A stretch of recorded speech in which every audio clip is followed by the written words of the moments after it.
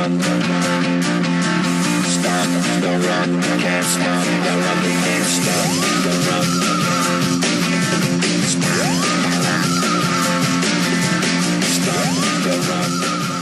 And welcome to the Invasion of the Remake podcast. I'm your host, Jason Bishop, but you guys should know that by now because we're 12 episodes in. And yeah, we did the interviews last week. Please let us know what you thought of those episodes. We might do some more of those. And because you never know where we're going to wind up and when we're going to get a chance to interview somebody. So, you know, the sudden drive-by interview. Ooh, it might happen. Yeah. So, and that was the voice of Trish Coughlin, ladies and gentlemen, who boosted her own car here today because we are doing Gone in 60 Seconds. Because I'm serious about my fucking research when it comes to these movie podcasts, guys. That's right. I boosted a 1958 Cadillac Eldorado. Very nice, very nice. Codename Patricia. And for any of our police officers who are maybe fans of the show, we're just, that's not true. I honestly wouldn't know how to boost a car. I know how to change a tire, and that really is where my limits are. There you go. And of course, in our other corner, the man who, I don't know, ran over a pedestrian when he came over?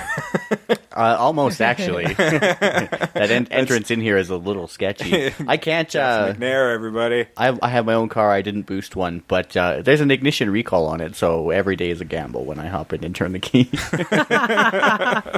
That's what we all like to hear when you're on the But, like, road. what kind of gamble? It just won't start, or... Oh, well, actually, It'll just explode. There's been deaths, apparently. I really should get it into my dealership. Yeah. For sure. It's really terrifying. That is deeply, deeply concerning. Or there might be, like, some ironic karmic thing. Somebody tries to boost your car. Although no one would steal my car. That would never happen.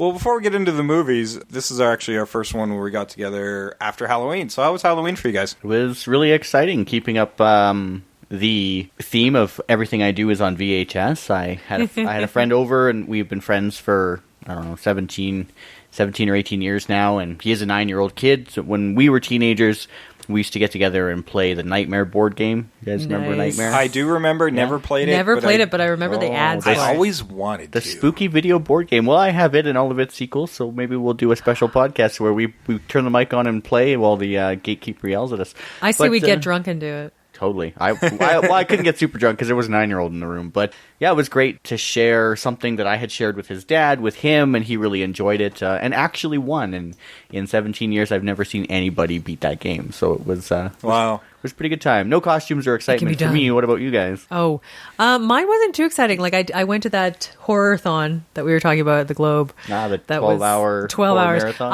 I did not last Where did the you 12 tap hours. out? When did you tap out? I tapped out most of the way through Gremlins. Oh, so Gremlins how many hours was that?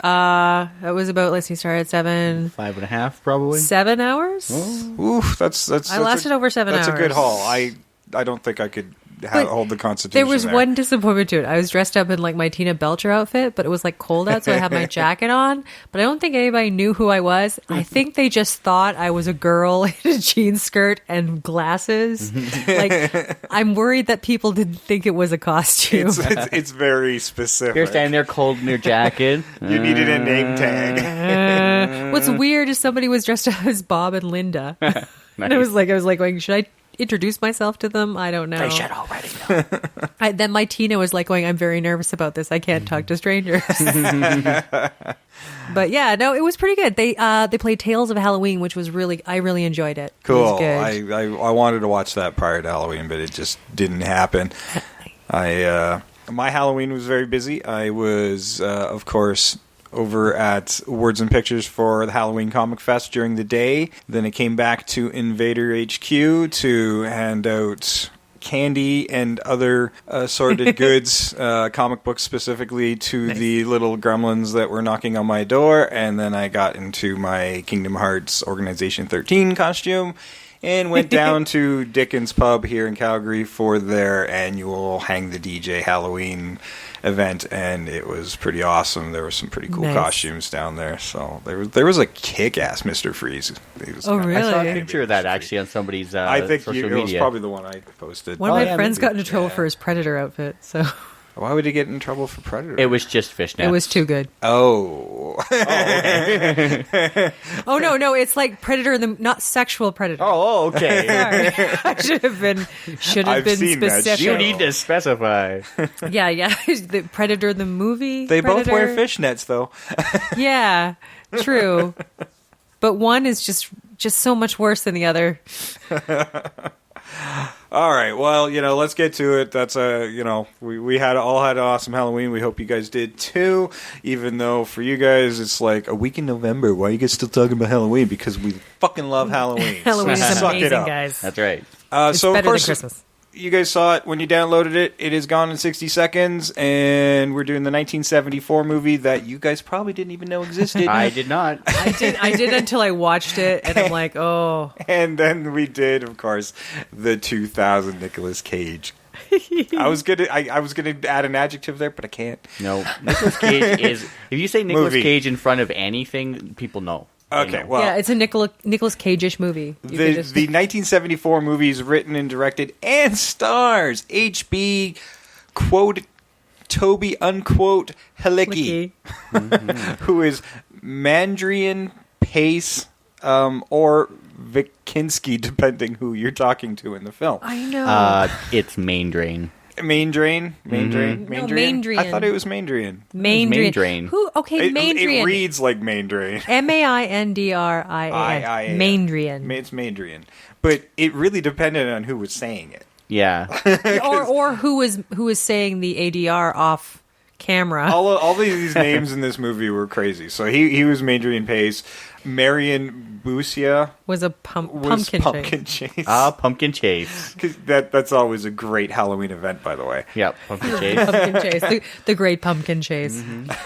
And honestly, I could name these actors, and you won't know a damn one of them because they were all friends and family of Mr. H.B. Halicki, who funded this movie himself and cast friends and family, and in some cases, people walking down the street. Oh, sure. He also did the vast majority of the stunt driving and Oh, yes. all the driving for Eleanor. Yes.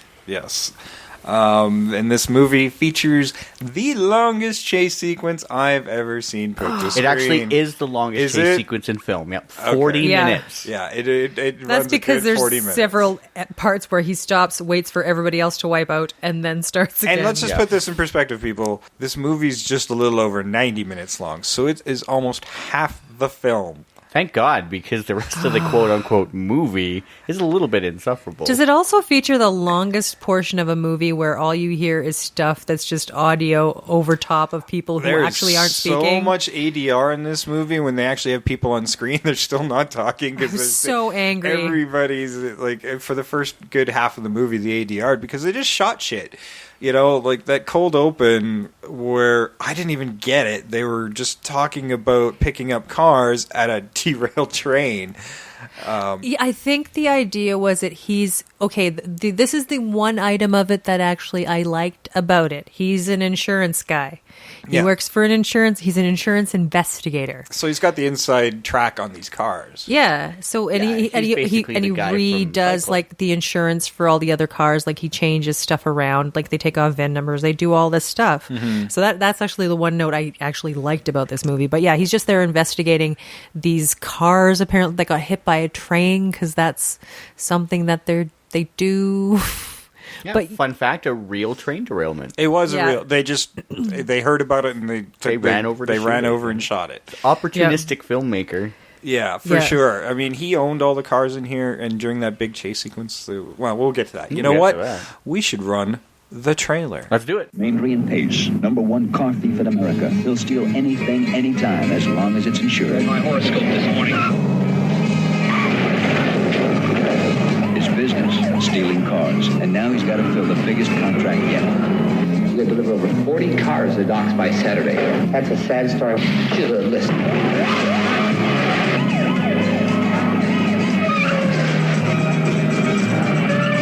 You can lock your car, but if he wants it, it's gone in 60 seconds.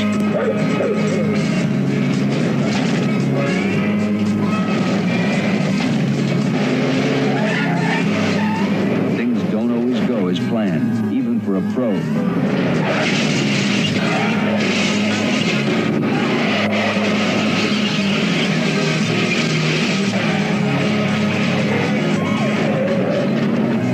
Sometimes when you steal a car, you get more than you bargained for. Holy shit! Here. Who is it? Police! The whole damn thing's loaded. Fasten your seatbelt for what Carcraft magazine calls the most hair-raising chase scene ever filmed. Hollywood Reporter says it's a thrill a minute. You owe it to your car to see Gone in 60 Seconds. It's grand theft entertainment. Gone in 60 seconds. Okay, so that was the trailer for Gone in 60 Seconds, 1974 Halicki film. And that was probably more plot that you got in that small trailer than we got in the 90 minutes. I had to read the Wikipedia because I didn't quite get what on earth was going on. Yeah, you know, they do piece it together along the way that he's got to steal these cars and deliver them to the docks at a certain time, but I don't even think you see the docks. Well, what they do is they have a bit where they show him on a boat, getting on another boat next to a guy, but with ADR over top of it going, "Can you deliver me all these cars by Thursday?" "Yes, I can deliver all these." They're not talking. Yeah. But it's just... About halfway through the film, you actually get some on-screen dialogue, but... the first at least 15 minutes is just like ADR. Narration. It is, yeah. Like there's it's him telling other bits whatever. about it, too, where it's like they're in the garage, and it's ADR, but it's supposed to be the guys in the garage talking as they're working on a car, but their mouths aren't moving. No. But they're making the film look like that's the audio that they're saying to each other. Yeah, it was very strange. I think they filmed all that stuff after they filmed all the chase sequences and stuff that they wanted and the car stuff. And I think they probably gave it to somebody and the ADR was done because it's like, dude, there's nothing in here I can do anything with. We have to get a plot in here somewhere. I read somewhere that the editor had asked for a script to help put this movie together, and he just drew a circle on a piece of paper saying, inside, that's your dust bowl. There's your script. Yeah, he went around it twice. Yeah, he went around it twice. I felt that, especially like not even like afterthought, but just while we're watching it, I felt that all the stuff weirdly strung together in the beginning was just like a vehicle in itself just to deliver the chase scene. Like this whole thing was so that Toby could crash 93 cars. He destroys 93 cars. 93 cars in this movie. He owned every single one of them, and I wound up buying a few more. Extra, yeah. God, yeah. There's some pretty incredible crashes, and this movie, like, the best actors are the cars, for sure. Like, every line is so forced and so terrible. Oh, there's that opening sequence. It's so bad. I think he's talking to Pumpkin. I think his brother's in the room. And you can see him actually looking down at the table where there's probably a script or at least a rough outline of the dialogue he's supposed to say sitting there. It's just so obvious. And I just got married. To call this a B film is to be giving it a lot of credit in the alphabet. It's definitely a 42nd Street knockoff Sea-Level film. I don't even think 42nd Street would air this one. It was probably 3 blocks down from that. Yeah, I did better shorts in like high school. With more believable dialogue. I did like some of the chase stuff. When we did the Ghostbusters Save Christmas, that was a better script than the script. So, when they're gonna before we get to the stuff, he's trying to put his team together, and for some reason, when he walks in on his brother's wedding, every time he talks to his brother, it's completely combative. Like, why is his brother even there? Well, you get the impression with that stuff, I think, that they're both partners in this weird scam, and like he's like already done. So there's already like history, and you get a taste of that in 2000, Gone in 60 Seconds, where it's like the old guy's retired, when they've kind of switched the dynamic. I think they took that. Yeah, they took that as the idea to have that struggle. Right. Yeah, it gives a little more background because there's like zero backstory with this movie, like with the 74 one. It's just like we're doing this weird thing, and I was trying to wrap my head around this key part of the theft with the insurance. Well, we'll only steal cars that are insured. Why? I think it was when they were doing the cars, they flipped them over, and like I say, they take out the VIN numbers, they redo them. They're stealing the cars. If they're insured, the victims get their money back. So he didn't. He only wanted to thieve from people who could afford to have their cars stolen because they're going to get their money back, which I found kind of ironic considering how many cars were destroyed when he stole Eleanor. Like, really? You're a jackass. You almost killed, a dozen people. Maybe more. More? I'm Yeah. like, that he leaves this wake of terror and mayhem behind him, and the media is covering it the whole way, this big, long To be chase. fair, like the terror and mayhem, that whole thought of like thinking that that's not terrible carries through in the remake. Like they have in the remake, the bad guy is wanted for like murder 1 and homicide, but they're like the guys who are in car theft, like in Grand Theft Auto or the grab unit or whatever. They're like, oh, but we're gonna get him. Like screw the homicide guys. Well, I mean, Yeah. those detectives weren't homicide detectives. They They were the grab guys. Yeah. And the homicide was telling them to fuck off. Yeah. And they're like, oh, screw them. Well, it's because they were guys. stealing the cars for this other mark, so, Yeah, they're but- supposed to catch the car thieves, but not, don't Well, no, keep but your hands off the it's- murderer. Well, yeah, but I mean, it's kind of like these guys were like going, okay, the grab guys, like car theft is just so much more intense and so much more important than homicide, was what I was getting as an impression. And I'm like, get over yourselves, guys. Yeah, well, I don't know. I mean, they were It's just cars. they were just working their department, but yeah, I don't want to jump ahead too far. Yeah. No, I'm movies. sorry, but that They was the one weren't, thing. Like, that's a little bit full of yourself to think that you're Yeah. better They than weren't the any homicide worse guys. than the two car thief cops in 74, though. Like, No. they start this car chase, which goes across 5 cities for 40 minutes with wanton destruction everywhere. And the one thing I really found amusing, two things during that car chase scene, is the Eleanor that they eventually end up stealing Yeah. belongs to the radio DJ that's Reporting on it. And he's a real DJ. Yes, he was. I think maybe at that station. But yeah, so they steal his car and they never let on. But then they go from city to city to city with all this destruction and all these units and air 3 different units Yeah. cities. and all this insanity.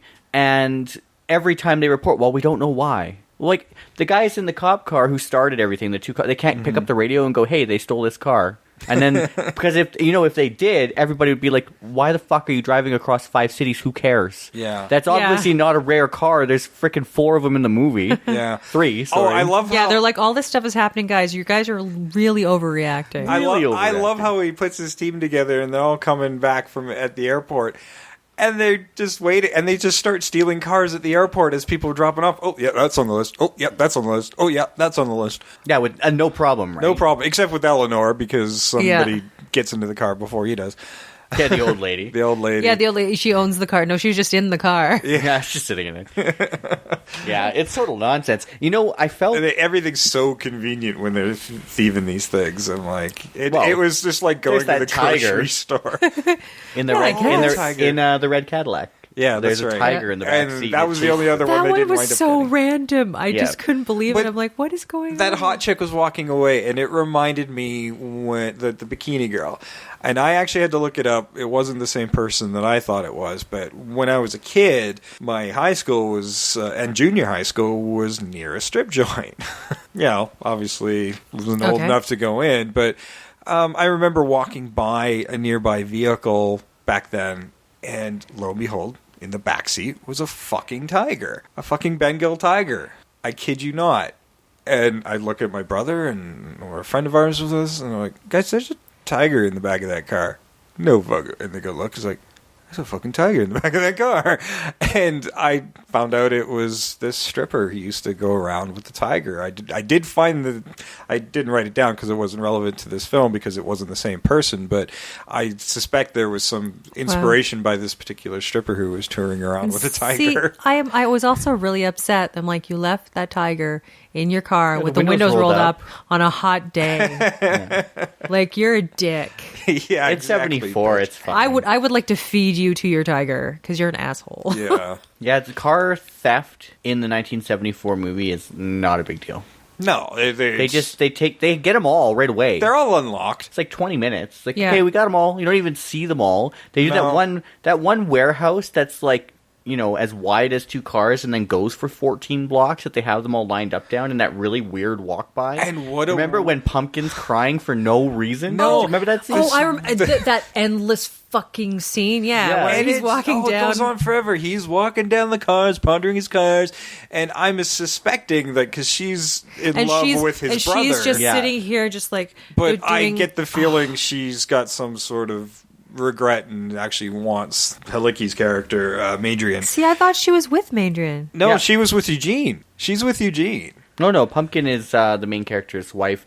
Yeah, Pumpkin's with Madrian. The brother's wife. Yeah.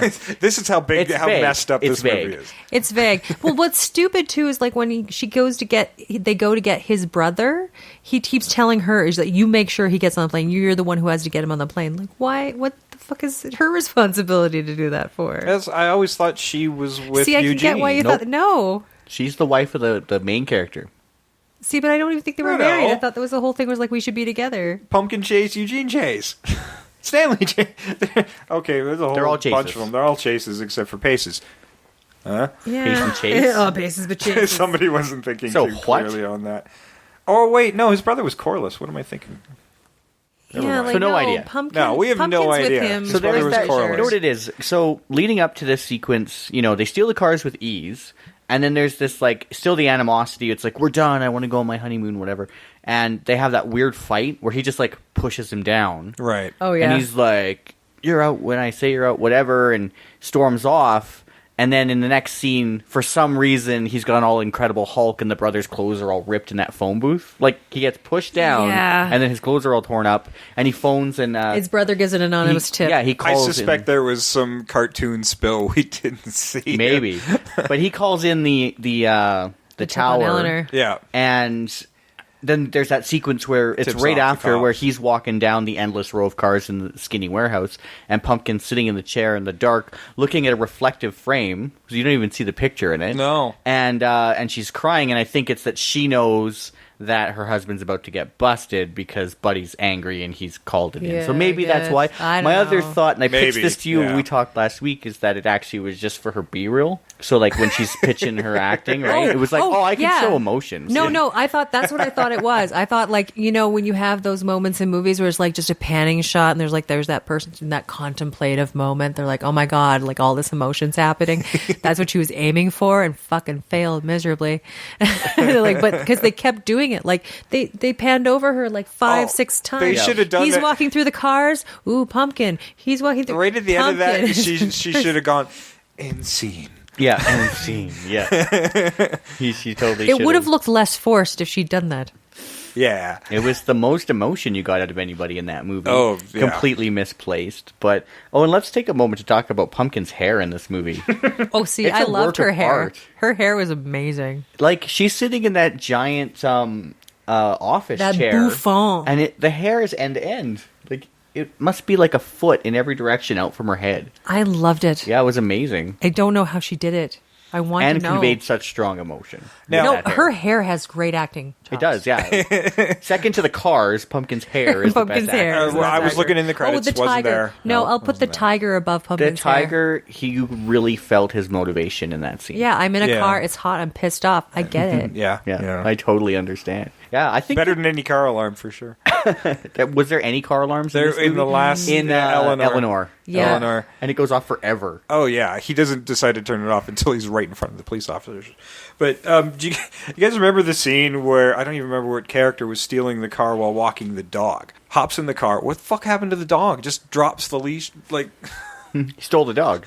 somebody. So he just left this dog somewhere. Yeah, maybe Yeah, I he don't stole the know. dog just as a distraction or I something. think there was this one too at one point too. was so Somebody has weird. a bike, which I actually enjoyed. They rode up and then To put the the limo. bike. They stole that Rolls limo. They stole the Oh, right, Rolls limo. yeah. I'm like going riding a bike to steal a car. That actually makes sense. Way Yeah. to go, guys. Yeah. And then he puts it in the back seat, like it's in there. Yeah, he doesn't Yeah. leave his bike. Awesome. Yeah, that's sweet. Yeah, on Screw the the rare, dog, the I've got a rare good bike. occasion where they show you that they're stealing a car, they're all actually pretty entertaining. One of my favorites, because There's just not a lot of setup for them. They just happen. totally. And the list, Yeah. like, I like the list in the original one because, like, it clearly was like, hey guys, here's the 48 cars I could afford for $200 at auction, so this is going to be our wish list, right? It's some really cool stuff. That Manta Yeah. car I'd never seen before, Yeah, and a that few was other cool. things. But my favorite one, when they steal the big rig. Like that's on your like Colombian drug cartel why car. is that We there? need this Freightliner. I think it was a Freightliner, like a 73 or 74 Freightliner. I don't know. And why wasn't that classic fire truck or no dump truck? That garbage truck. That garbage truck That should was have been the on the best. list. I, mean, I love that thing. I wanna buy That was one. amazing. That beautiful like 50s garbage truck. And he It paid was so he paid cool. less than $200 for that thing. Yeah. And Well, then most of the cars you he got flipped for it. less than 200. Yeah. Yeah, that On that, top of a Charger. that Sorry, Challenger. it was doubly distressing because I love that dump truck and that Charger. And you know they say that I know, in that right? scene, because that truck must weigh like 9 million pounds. Yeah. They cabled it and pulled it over, and Yeah. they were like super visible.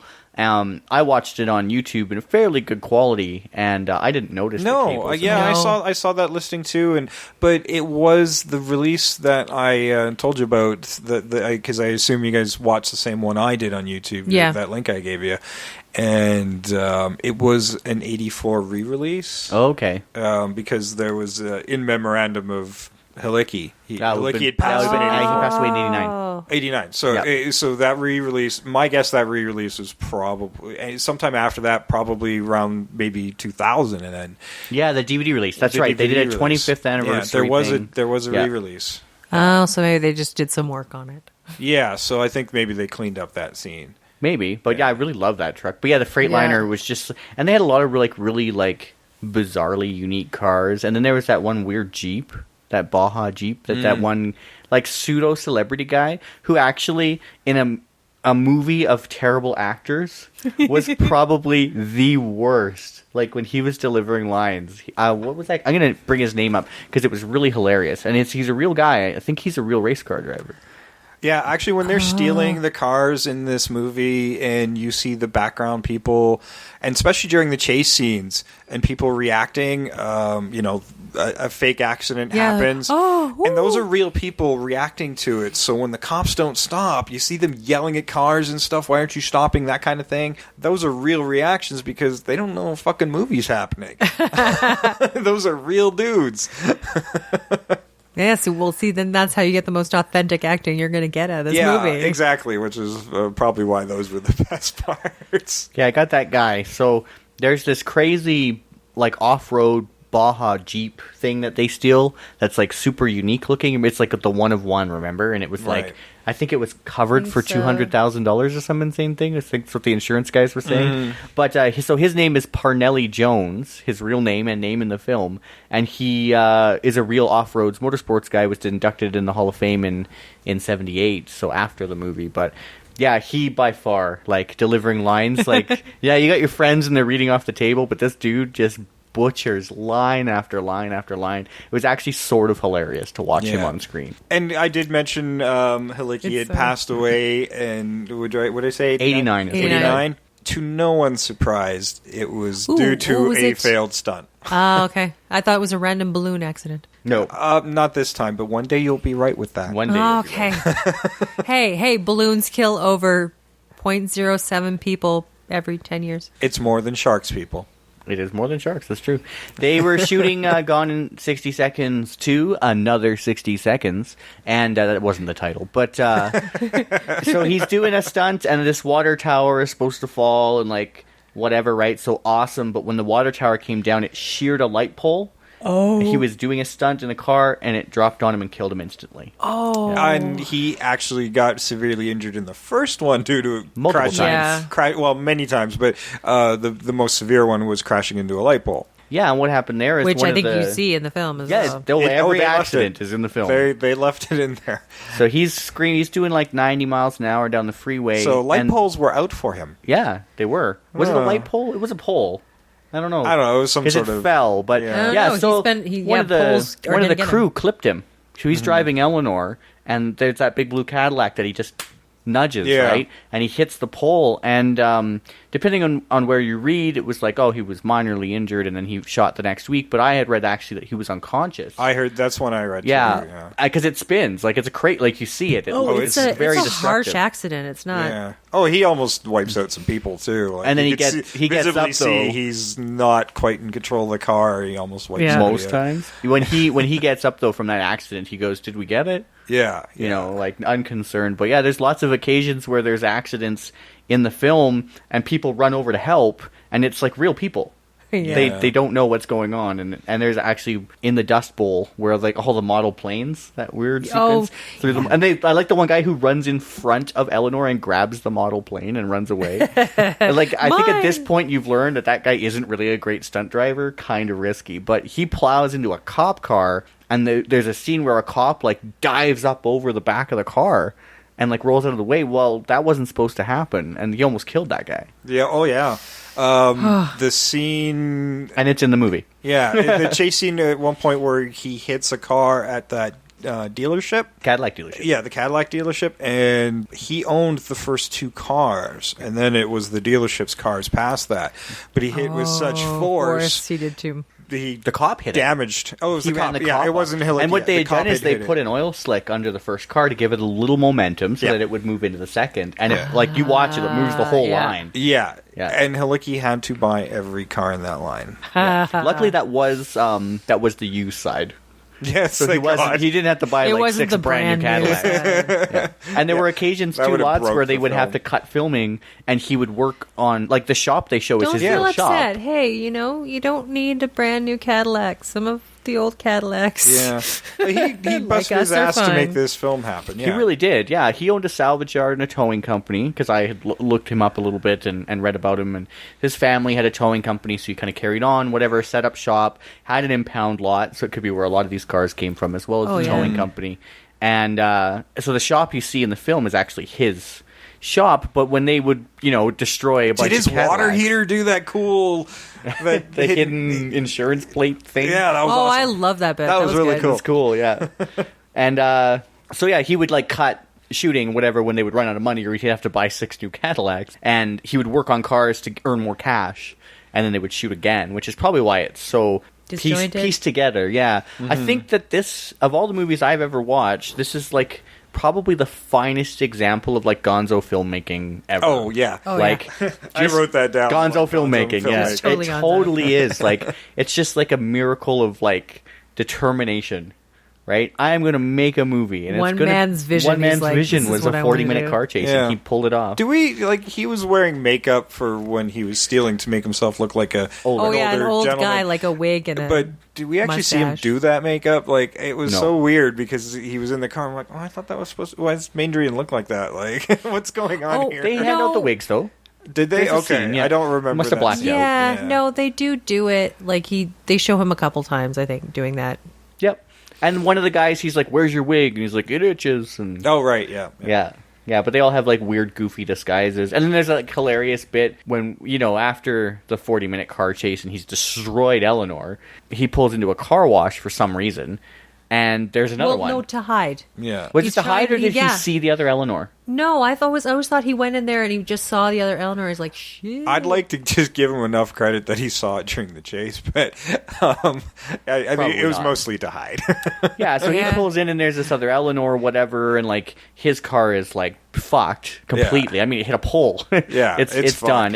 I have to say, this is one of those, like, you know, every time you see some cars where you're like amazed at how they keep going. Yeah, this is. And he made a really epic jump with that car. Oh man.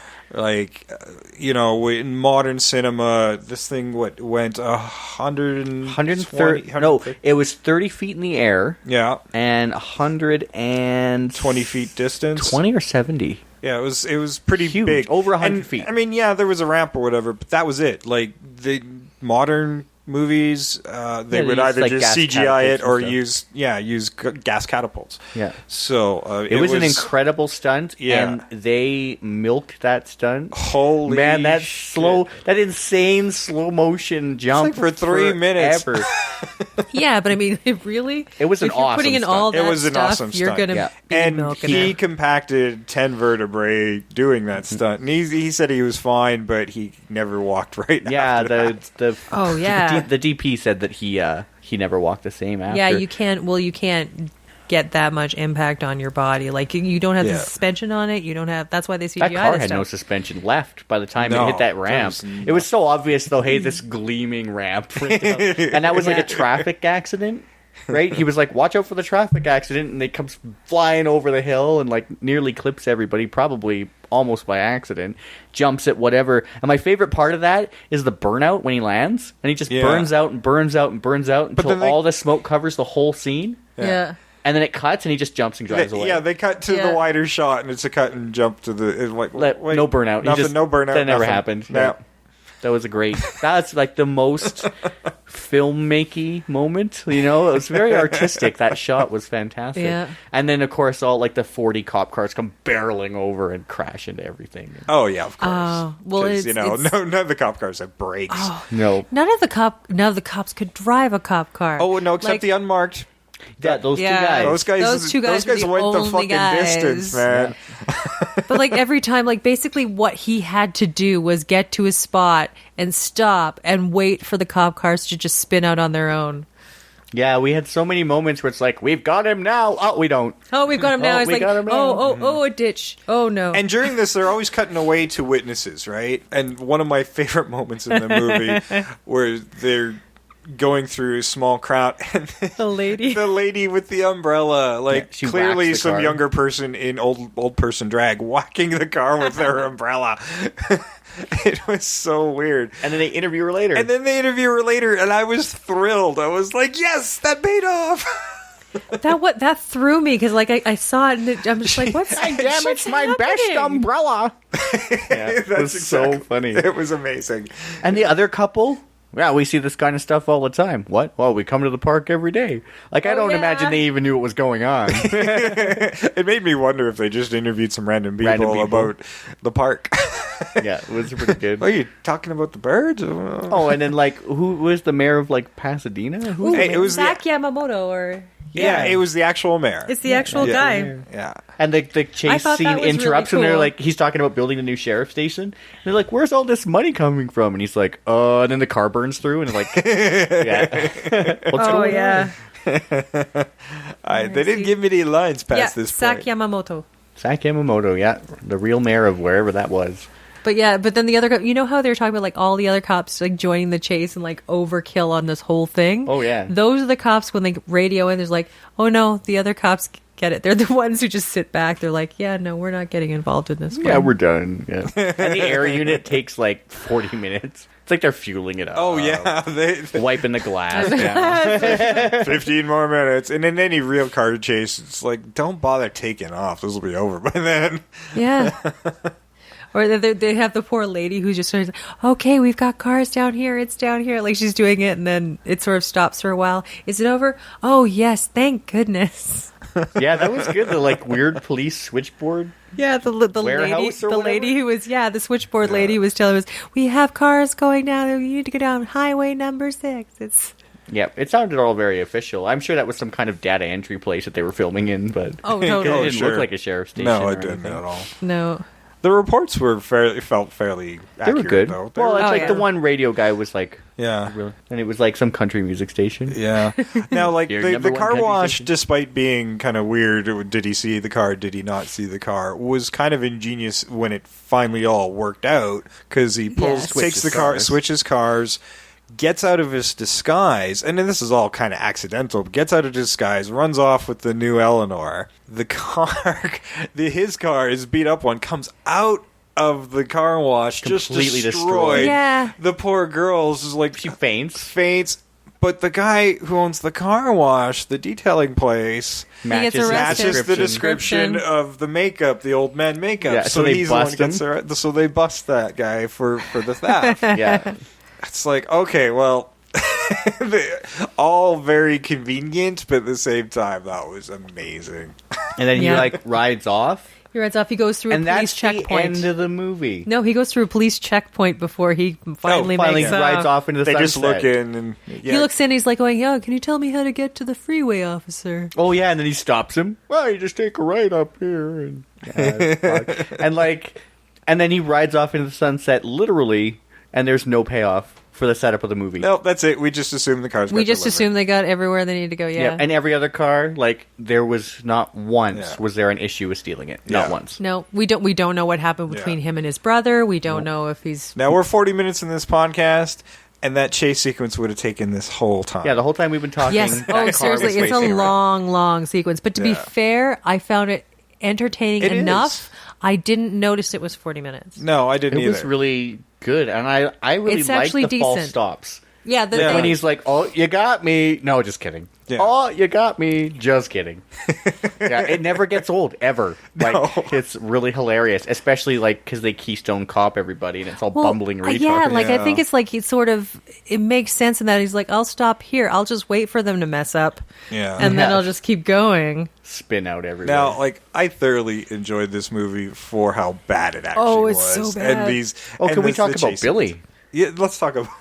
So Billy, you remember Billy and his 3 friends going to the party? The like stereotypical 70s black kids So weird. with the comb in his Oh, hair, and they're yeah. smoking dope, and they're like talking about girls, And their just car keep, gets wrecked. They get sideswiped, and it gets Yeah. wrecked, and they're still driving to the party, and it's breaking down, and for no good reason, these people just keep coming back. They Like, keep cutting away to these guys in the car doing their just jive talk stuff. Yeah. For like half an hour during that whole thing, they keep going back. Yeah, and they get sideswiped and pushed into a car, and then when he's make-upped and he's Yeah. driving the clean Eleanor, he drives by them again. and he's yeah. like, "Good luck with your car, Billy." It's like you probably killed 12 fucking people. Yeah, like you're He's you're worried a about dick. insurance scams. But You're a dick. Yeah, it's actually this isn't a chase movie. This is a serial killer movie, and he gets away. Yeah. yeah. Yeah, he's Hannibal Lecter in a '73 Mustang. Oh my god, yeah. I like this movie. It was a lot of fun. It was It was. I had a lot of fun watching I think this movie. those guys, I think at one point they're like, you know what? We should put in like some sort of joke, like these guys that keep going, they just keep running into me, like it'll be funny. Well, it'll be funny, guys. It'll be really funny. Yeah, and in No, case it's not anybody's funny. wondering why we didn't do when's your first watch, this was our first watch. Oh yeah, we had no I think I can safely say for all 3 of us. Oh, yeah, completely. I didn't until you guys pitched it to me. I had no idea it was a remake. But Yeah. I'm glad I do now. I actually, I might track down that DVD because it's pretty entertaining. Yeah. I want friends to see it because, like, it's just like insane cinema nonsense, Yeah. and like just from the fact of how it was made makes it even more fascinating. I really wanted to do Fast and the Furious, but because there is an old one. What? But Universal only bought the name. It has nothing. Nothing? To do Yeah, with it the has zero to franchise. do They with just it. bought the name. I did not so- know there was another Fast and the Yeah, Furious. there is. But this one is just wow. Just like I got 15 minutes in and I was so like all the ADR just made me so furious. That was a bit frustrating for me, but honestly, I was like, I'm not drunk enough for this movie. I'm probably with Jeff's probably with me on this one. Once the car chase started, I was fine. Now it's sold. Oh for no, sure. yeah, that's what I'm saying. It's actually the first an half of the entertaining movie car is chase. pretty painful. It's weird that the fact that like he waits for everybody else to screw up. It is very Keystone Cops, but yeah, And like hilarious. oh, I really love the music too. They had that cool like 70s exploitation kind Yeah. of funk soundtrack. Yeah. Except during the car chase, there's like a good 5 or 6 minutes where it's like this screeching contemporary jazz for no reason. Like, Oh, I wasn't paying attention to And that. I read that the DVD release they actually had rights issues, so they've changed the music. So it might actually change how that movie feels a little bit. 'cause Yeah. yeah. It really had that like The music makes it. crazy feeling, and yeah, the music was really, really great. And that one section where I noticed it because it was so out of place. It's like what? But yeah, I'd love to reshoot that movie. You just like cut in like 40 minutes of like actual like acting, and then just cut the car chase and don't you change know what? anything. You don't change anything at all. You just cut in Exactly. the all the stuff from the remake. Yeah. Use those characters. Oh, they're the Oh worst, yeah, though. there we go. That would be okay. There's your assignment, YouTubers. Yeah. Take all the car action from the old original one. and splice it in with the horrible New acting one. of the new one, which is shockingly less horrible than the old one, but not by much. Yes, and It's still but we are it's talking about a Nicolas Cage movie. Trust me, we were all very excited about it's this. pretty much a downward spiral from as soon as it starts. Yeah. So okay, well, Should we move into that one? Yeah, let's Yeah. move into that one. So I'm going to run the trailer for Gone in 60 Seconds from 2000. And the 2000 movie, of course, was starring Nicolas Cage, directed by Dominic Sena, if if I wrote that down right. And you might know him from Swordfish, California, and Whiteout. The screenplay was Scott Rosenberg, and you guys might remember him from the excellent Things to Do in Denver When You're Dead, the also excellent High Fidelity, and the guilty pleasure of Con Air. Oh, yeah. How can that guy have written this horrible movie? I don't understand. Things to Do in Denver When You're Dead is like the magnus opus of gangster flicks as far as I'm concerned. And then there's this horrible car movie? What the hell? Well, what the hell, guy? Con Air. He does over-the-top Cage really well. He does great Cage. He gives good Cage. He gives good Cage. He gives good Cage. You have to put that in the trivia section on IMDb, like user submit that. This guy gives good Cage. Gives good Cage. But I don't know. I kind of always approach it like maybe he did do the screenplay for it, but like you're hired to do stuff. It's not always your own magnum opus. I mean, he didn't. When you're remaking a movie that has nothing in it other than a car chase, he's starting mostly from scratch. Yeah, he's starting from scratch, and he creates new characters and all bit. But let's introduce you to this one. I'm just running the one of the shorter trailers here because the longer ones are a lot of car noises. Yeah, so here we go. Time it took you to buy your ticket. 3.2 minutes. Time it took you to get your popcorn. 2.5 minutes.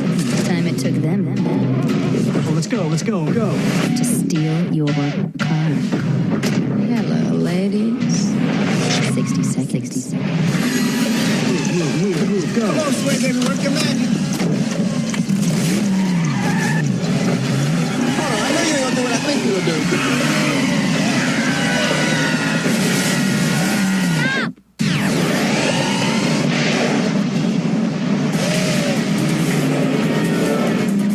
To go old school. A day to shop, a day to prep. Okay, let's run.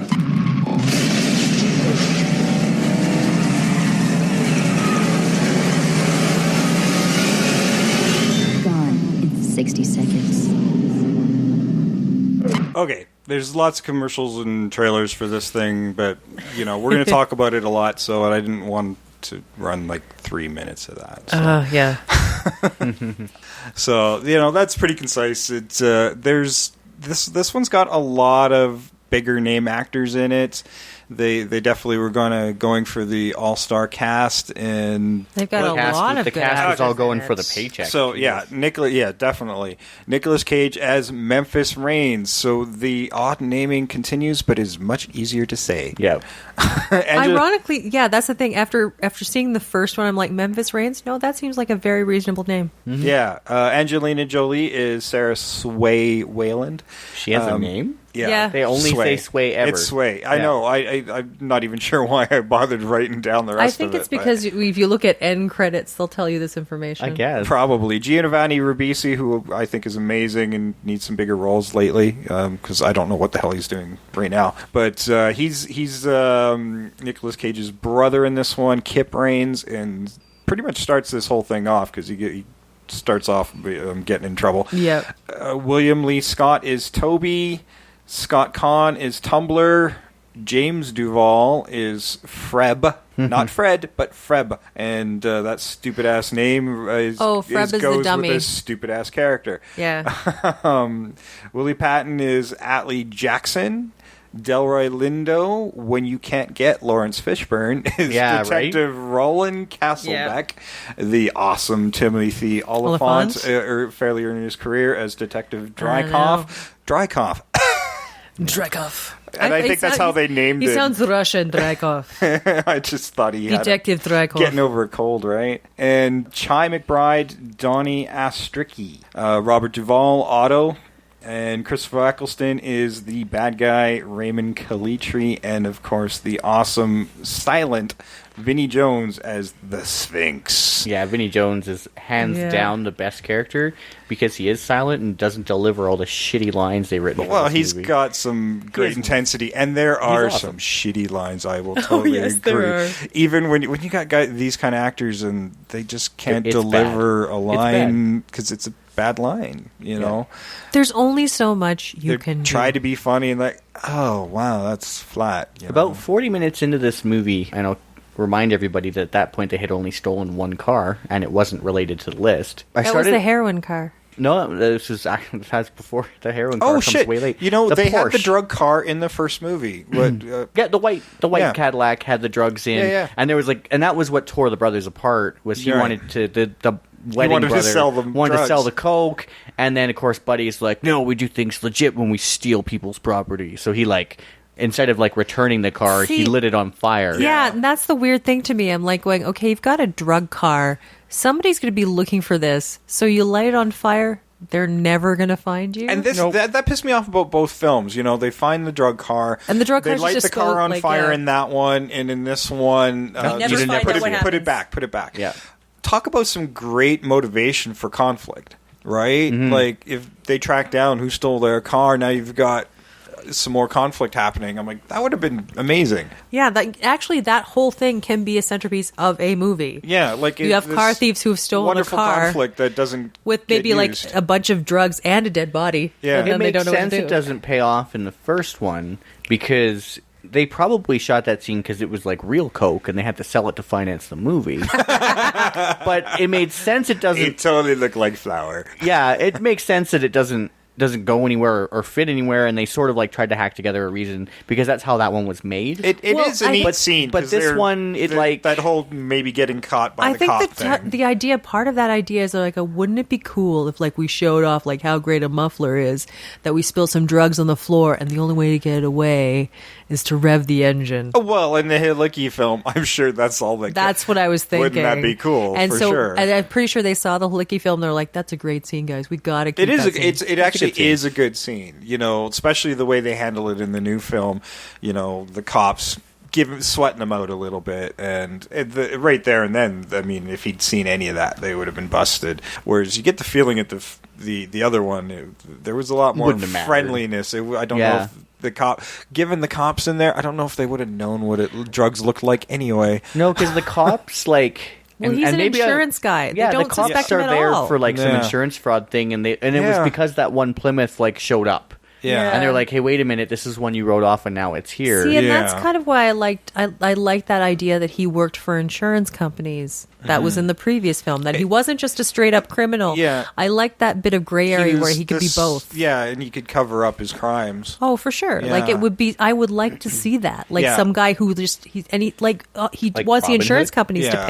pay. Somebody who works for insurance companies but fucking hates them so Yeah. much. Now in the remake, Memphis Tyler Rain, Yeah. From Fight Club. in the remake, Memphis Rains is a But he doesn't work known for car insurance thief who's left town and kind of left the life because his mom told him to. Yeah, His mom told him to because it'd be a bad influence on his brother Kip, who at the beginning of the movie is busted stealing completely a car. botches a Porsche job. Completely. Yeah, by Yeah. breaking into a Porsche dealership. Poorly. Poorly, yeah. then Let me driving get through my the window. tool, and he opens the It's a trunk and brick. grabs a brick. Yeah, terrible. Yeah. Terrible. So they steal it right out of the showroom. And hey, really? They got caught, shockingly. Yeah. Oh my God. Subtlety. They weren't thinking subtle at any point. No. And You're of gonna course, do a boost and you're gonna do all this shit? Yeah, You and dumbass. he figures he shakes the cops and tracks them back to the warehouse, and of course they have to. They have all the rush cars out. there. The cars are there. They have to destroy their list, which is on these. Well, they do light black boards, light. the black light boards. So they kind of splash it sloppily and break a light on the way out. Give it away way later. Yeah. Yeah. I was thinking we were saying about the insurance thing and the gray area of crime or whatever, and they touch on that in the new one in two completely throwaway scenes where it's hey, you new computer guy, look up insurance information so we can find the cars. It's that makes sense, right? Sure. And then with the gray area thing, there's the guy who I thought was Bernie Mac, but it wasn't him the whole time. G. McBride. Yeah, I thought he's I steal from the rich and give to the needy or whatever. Right That now, was I needed this car. And I needed this car. Yeah, so that was like your like nod to like the weird insurance thing, but like in a practical sense. So like they found a way to make it make sense, but it wasn't as interesting, I guess. See, I don't know. The practicalness of it makes more sense if he's somebody who knows the system inside and out of insurance. It's just weird. There's like, because it wasn't like we need insurance be to track above the board. cars. It's like we only steal stuff. I don't know. I found it strange. Maybe you're right with the like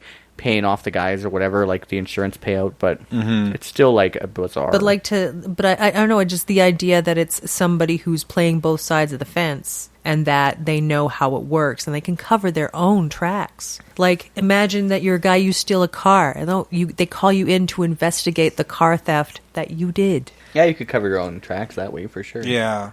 And even, I don't know, Kip gets out of jail, and, you know, he's been boosting cars for this criminal that's Christopher Eccleston. And Love him. Yeah, he was great. Not in this movie. No, he's not in great general, in this movie. but I like him. I mean... I like him as an actor. Doctor Who, but at least I knew who he was before. No he was one Doctor is Who. great in this movie. I'm just going to lay that out right now. You know, but he's boosting the cars for Raymond Cleatry, who is this new big bad in... That's British coming to furniture salesman, yeah. Yeah, the guy who likes building furniture. They decided to add in some sort of side story. He's really into wood. They tried to give everybody, try to make them interesting characters, but they're still one-dimensional characters, just enough to make them interesting. But, you know, there's so many of them, that's about it. You give them a weird little personality quirk and let's move on. This Christopher Eccleston, they add in like this throwaway line, like, I like wood, it's warm and nice, not metal.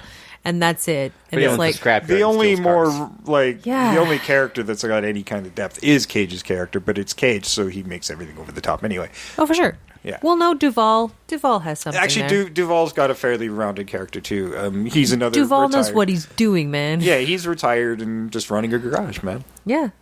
Former chop shop owner. He's like a father figure to Nicolas Cage. And I'll say, like, he's probably the only one in this movie who can deliver the bad dialogue. Still make it good because he's fucking Robert Duvall. I know, right? Yeah, he did a pretty good job. I thought, you know, one of the worst, and I didn't recognize him in this movie watching it again, and I had to look him up, but like Timothy Olyphant is fucking terrible in this movie. He has this wavering, weird accent that comes and goes. I like Timothy Olyphant, but I do not like him in this movie. I know. And that horrible line after it hurts me to watch him like this. Are you sure? Because you went through a wall. Yeah, that's supposed to be funny, and it's just not. Bad. Like, I really want to like that moment, and I don't. See, and it's weird. Like, I know he has it in him to do, like, he can do some... There's some be funny. He's a good he actor, can be funny. He can be comedic, but it falls flat here terribly somehow. Everybody does. There's no anything in this movie that it hurts me to see Timothy this way. And now, like, Angelina Jolie, there's another one that stands out a lot. I think maybe because she's such a big actress these days, but I think she was on the upper cusp. This was after Girl Interrupted, where she'd won her Oscar. Yeah, she was borderline A-list at this point, but not quite there yet. And she's this dreaded blonde that was part of Memphis's old crew. And is way young. You know, she's mechanic during the day and a bartender at night, and like, everything is over-sexualized with her. Like, oh my god, she just makes sex face about everything in that movie. Absolutely. She's constantly on the verge of orgasm. Like, every time I watch her and Cage together, I'm like, this is so wrong. It's awkward. Like, it's like, he's been gone a long time, and you're not that old. So, like, there's a very creepy pedo vibe. There's a daddy issue thing happening that we don't see yet. Yeah. I mean, we don't want to see. It's inappropriate. Yeah. Well, don't get me wrong. I'm okay with Angelina Jolie on the verge of orgasm through the whole movie, but come on, she's like it doesn't work. The chemistry is weird. Not there. It makes me so uncomfortable. But she's overtly sexual with everybody. Like, I kind of like, she is. They build it like there's like this thing, or a past thing between her and Cage. And they're rekindling it. Yeah. But then there's like the dumbass kid that gets shot, and then she's licking his fingers after, and it's like, that's what the fuck is that all about? Yeah, like, she's just. I'm like, nobody will sleep with me. Come on. I don't know I'm sorry. I don't know anybody who licks like a friend's fingers when they got something on them. That's gross. I like my friends, but I'm not licking their fingers. Yeah, and they're watching, and they're like, oh, I want to be that. I'm like, no, that's disgusting. It is gross. It's so gross. It is gross.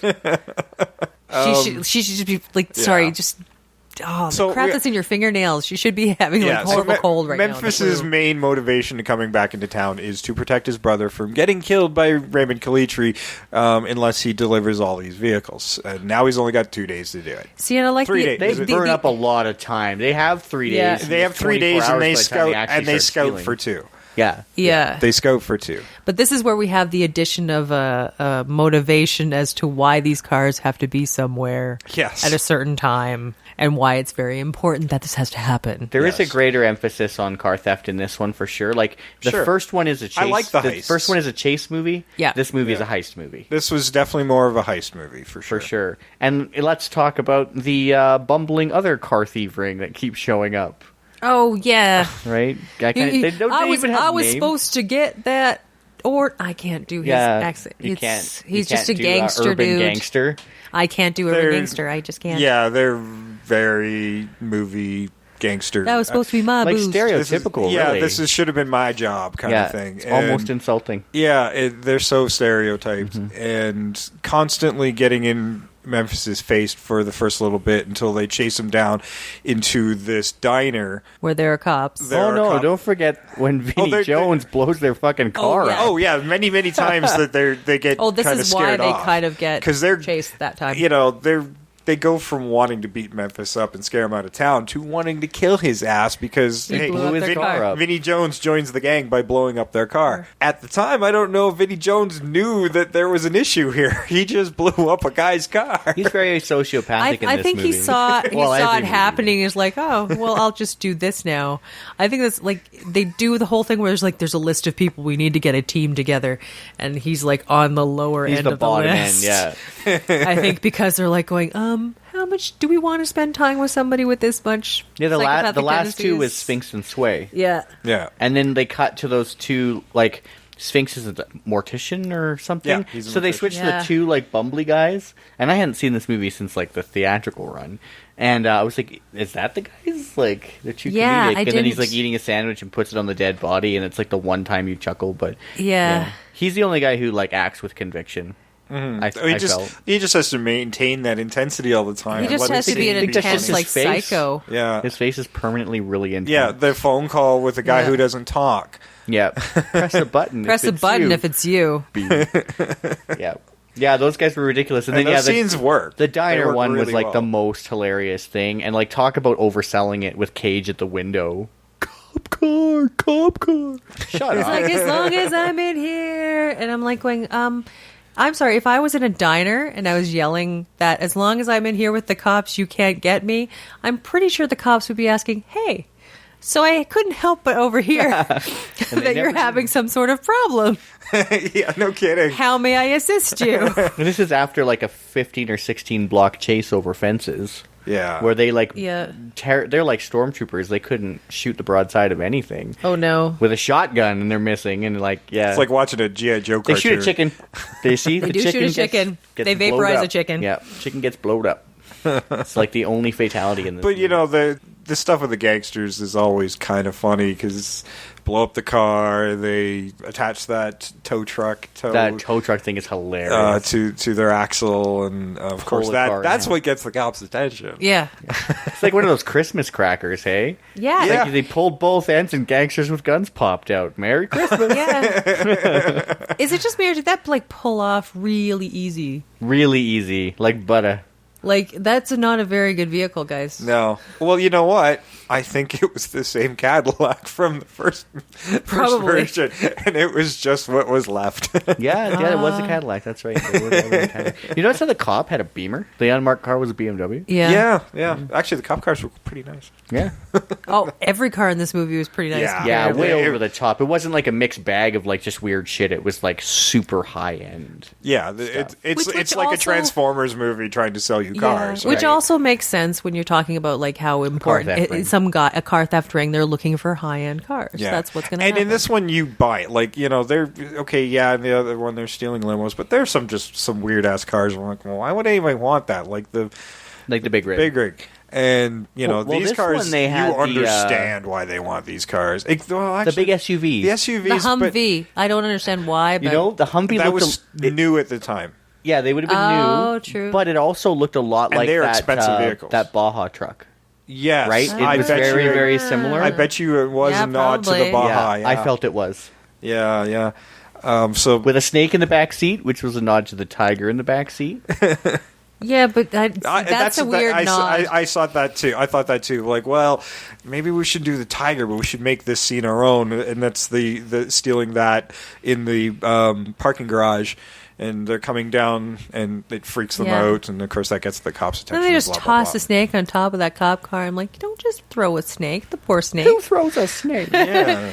That snake was just hanging out in its truck, minding its own fucking business before Yeah. people showed up. Busy doing snake stuff, and you all got all up in its grill. I guess because the snake made slightly more sense than the tiger.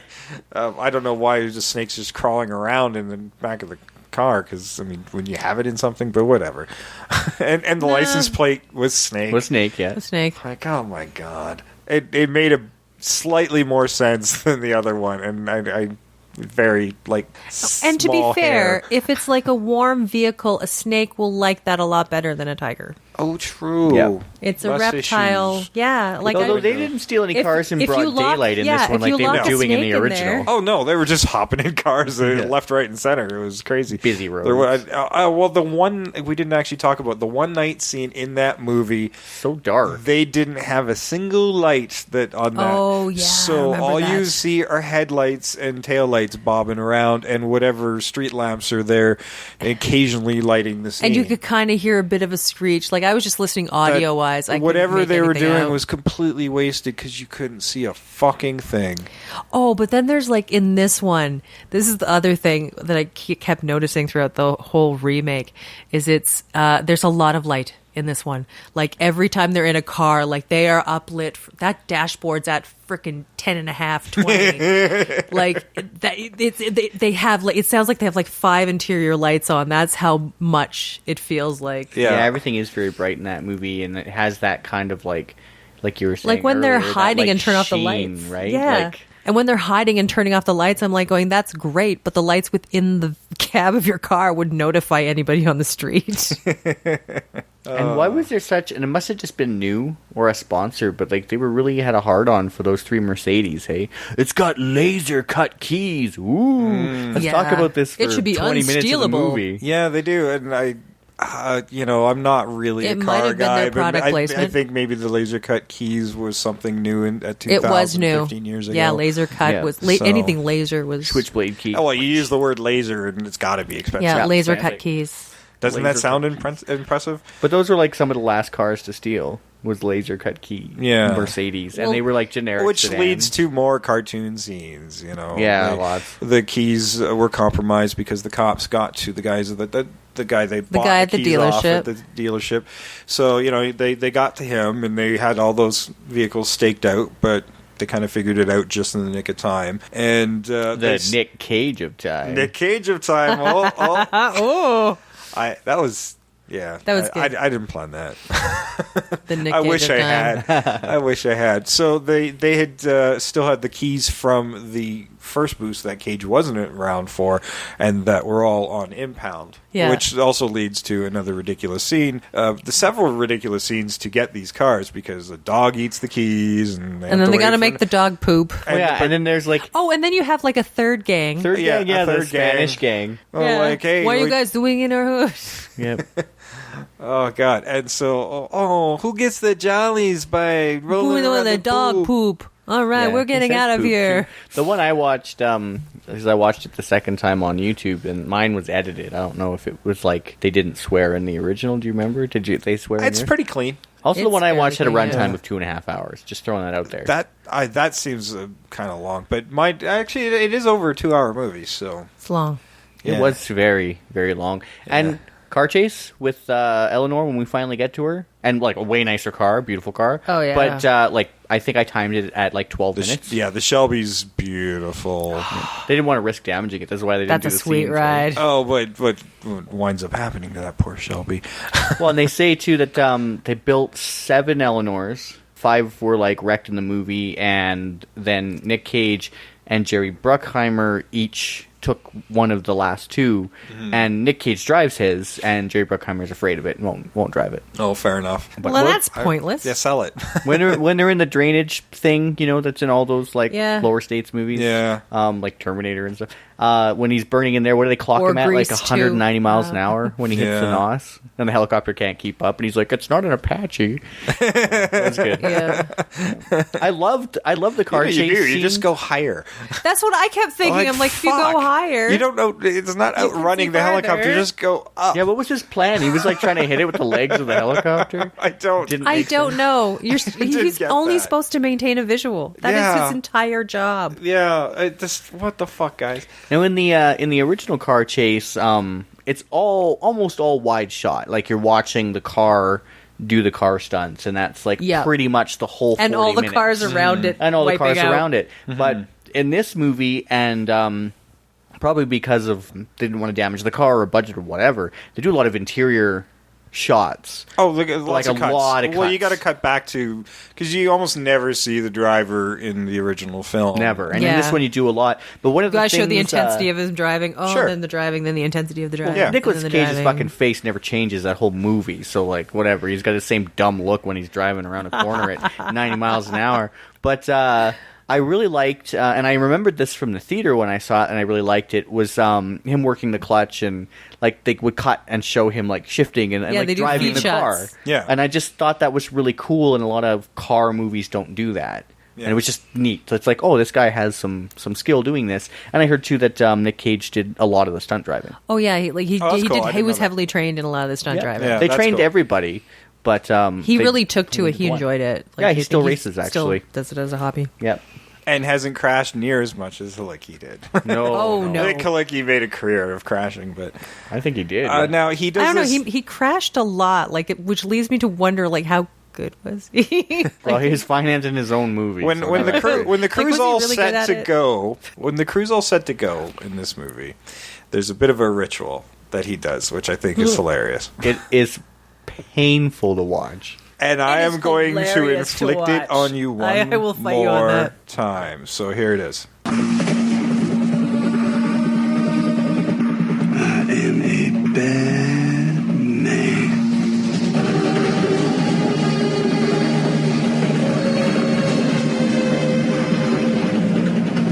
Thanks. Thanks for doing this. Keep it real. Think slow. We should get through it just fine. Lowrider, Donnie. Donnie, Lowrider.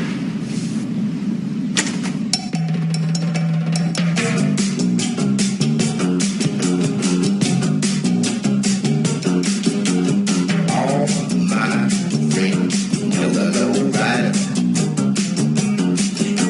The lowrider is a little higher.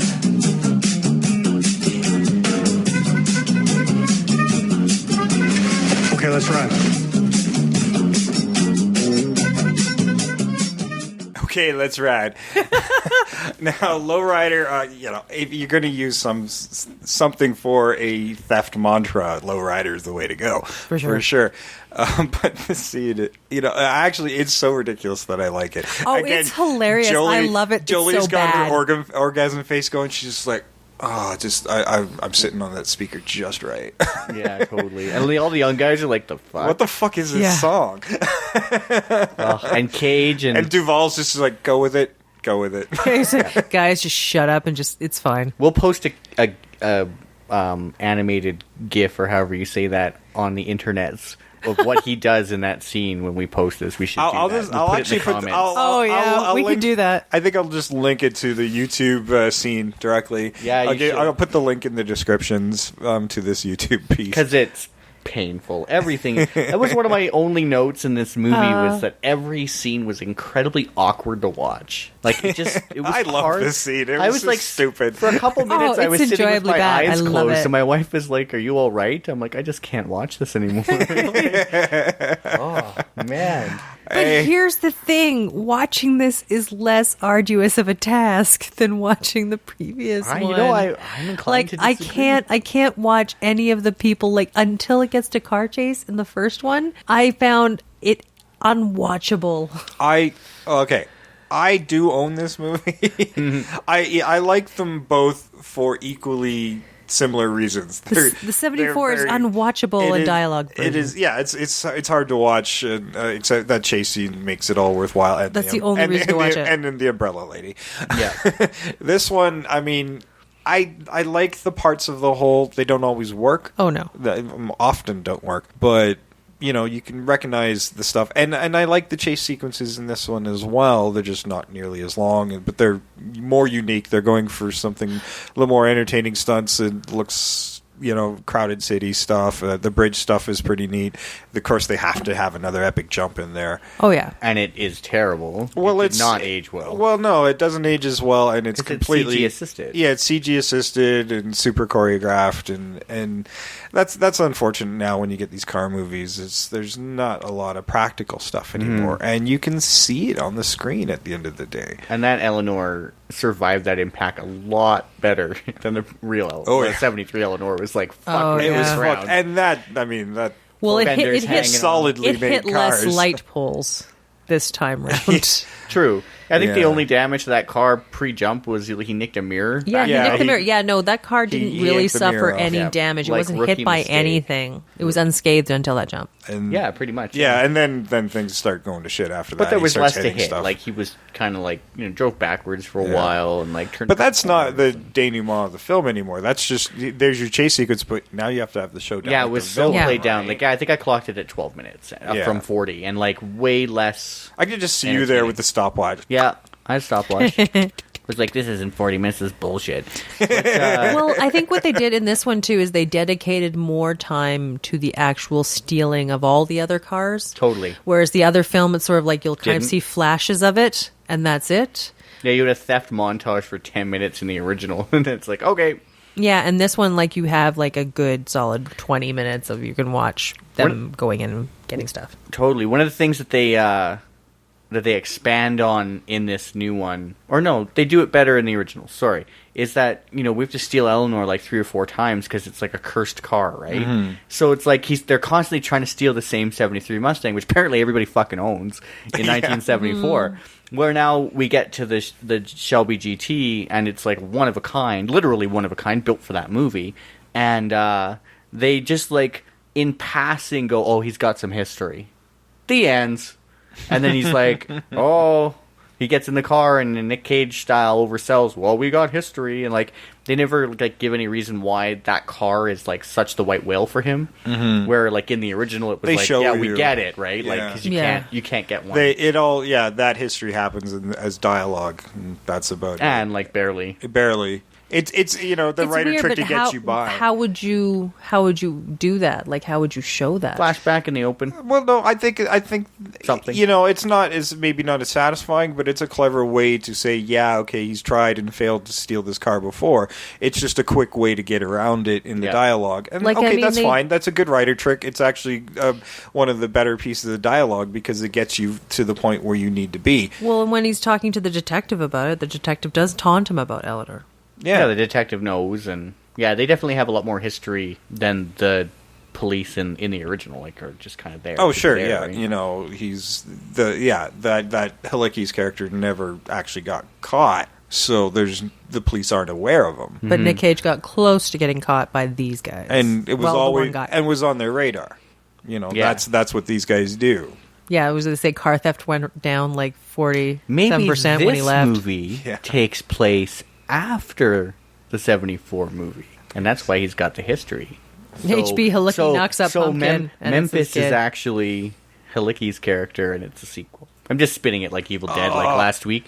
No. Probably I would've- not. I but- I'm going to go with no. I would have loved it Because Nicolas Cage is a much better driver. I would have loved it if his mom's name was Pumpkin. Yeah. Oh, that would have been awesome. She Yeah. would have she would have been pretty good at Pumpkin. She would have. Yeah, she's a like grizzled waitress at the like weird country diner or whatever. Yeah, that was kind of a weird scene too at first because she doesn't look too much older than Nicolas Cage, to be honest. I thought it was like right? old flame at first watching it again, and then I was like, oh wait, no, it's his mom. Like, it's the weird... Nicolas Cage is like a strange age for this movie. He doesn't, he's like it's not right. too old and too young. But I think it's like they wanted Nicolas Cage. They're like, It'll be fine. He's It'll be pretty fine. big at this time period, though. Like, I don't Yeah. know. Oh yeah, God knows 2000. why. Oh, This is post Rock. He's doing pretty. Oh good. yeah, you know, it was Rock, Con Air, and this, and like it was Face just, Off. They were Face Off. I mean, they all were, but they How all did did he get work huge after Face box Off? office. Oh yeah, right? no, Yeah, he was huge, doing yeah. huge box office. And so. yeah, I watched Face Off not that long ago, and it doesn't age well either. Oh, But it's didn't age well terrible, when it but came out. it's Yeah. enjoyable as well, badness. I enjoyed it at the time, but again, different eyes. I don't know. It's different one. It's eyes. one you can enjoy if you realize you're And getting into a bad it's movie. another one, and it's so fucking long. Oh my! You know, when you switch God. faces with a dude that's a foot taller and 140 pounds heavier, I just don't buy it. Oh yeah, right Yeah. off That movie's off the retarded. bat, it's Yeah. just stupid. But I don't think mean- Nick Cage has made a good movie since Raising Arizona, to be honest. I get the feeling he likes doing action movies that are ridiculous.